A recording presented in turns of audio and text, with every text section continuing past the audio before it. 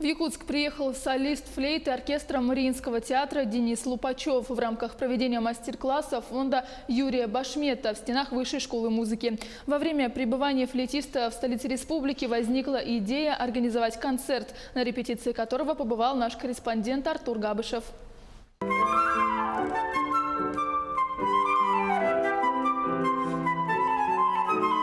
Решение об участии в концерте в детской школе искусств именитый маэстро принял спонтанно. Основная цель приезда флейтиста Дениса Лупачева в Якутск – это мастер-классы, организованные фондом Юрия Башмета. Раз уж я сюда приехал, достаточно далеко лететь из Петербурга, и возникла идея организовать концерт с местными музыкантами, ансамбль «Арктика».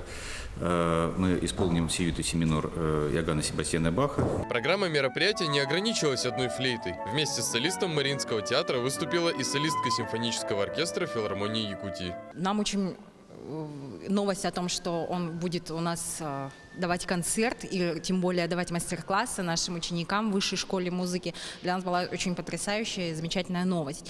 И вдвойне она для меня замечательная, потому что мне посчастливится сыграть с ним в концерте дуэтом. Впечатления остались не только у музыкантов. В первую очередь концерт вызвал вдохновение у зрителей. Среди них были и ученики Высшей школы музыки, которым прежде посчастливилось присутствовать и на мастер-классах петербургского гостя. 3 дня у нас были мастер-классы у Дениса Вячеславовича.